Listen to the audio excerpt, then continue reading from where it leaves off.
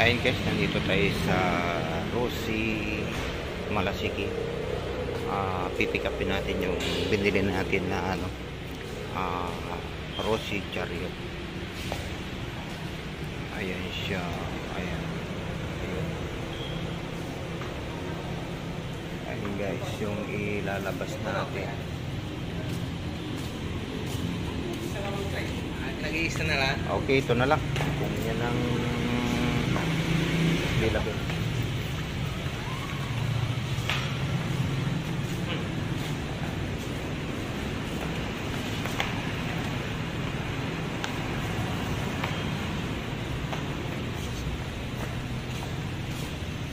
Ayan, i-assemble ko ba guys. Ayan.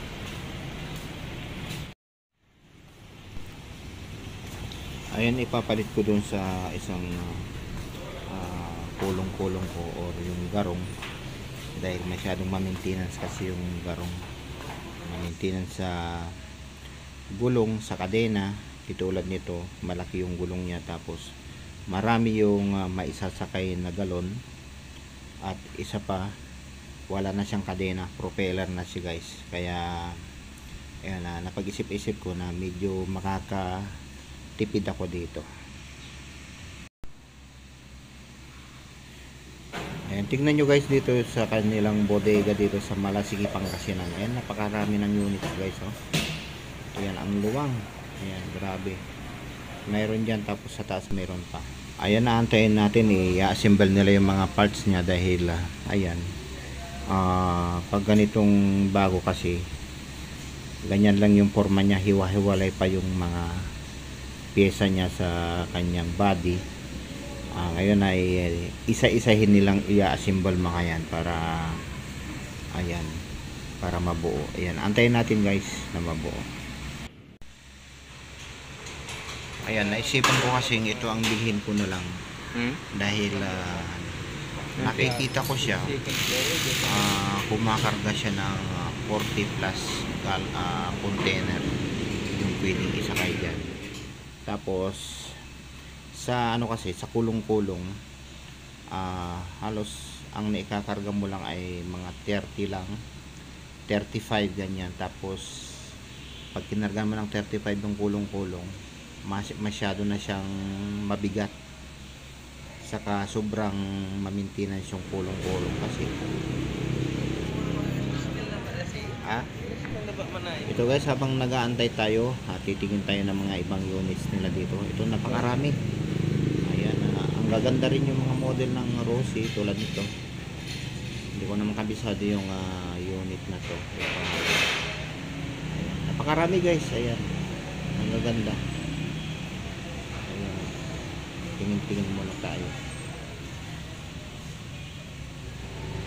Ayan, kung pang budget meal guys, ito.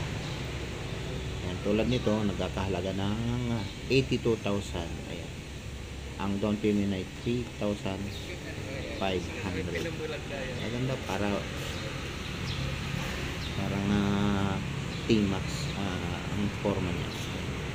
Yan, napakaluwang guys, oh. Sobrang dami ng units na pagpipilian dito. Ito na guys, malapit na matapos. Nilalagyan na nila yung kanyang windshield. Magandang gamitin to kasi pag umuulan hindi mababasa yung driver. Tapos isa pa, marami kang maikakarga na galon. Ayan, mabilis din nilang i-assemble yung mga parts niya sa body. Ayan. Ayan, kinabitan na nila ng battery para matesting na yung kanyang makina. Ayan, maya-maya lalapitan natin, titingnan natin yung mga ginagawa nila. Ito pala guys ay Rosie 175 na yung kanyang makina. Obserban muna natin kung ano yung kanyang performance dahil ngayon lang ako bibili ng ganitong unit. Pag medyo okay yung kanyang performance guys, kukuha pa tayo ng isang ganito dahil tinitignan ko kasi mas maganda itong gamitin dahil makakatipid ka sa sa maintenance. Ayun, malapit na nilang matapos guys yung kanyang ina-assemble. Nilalagay na lang nila yung bubong. Ito na guys, nilalagay na nila yung kanyang pinaka luna, pinaka bubong ng likod. Ganyan yung forma niya guys. Maganda rin tingnan guys, safe. Tapos mayroon din na siyang bubong para yung ating ikakatay hindi maiinis na mauuna ng pagtayo ay nakadeliver ng tubig. Yata sundan ta ka, sundan ta ka, tamang gasolina na bandar na guys. Ito na, nailabas na natin. Ginalad ni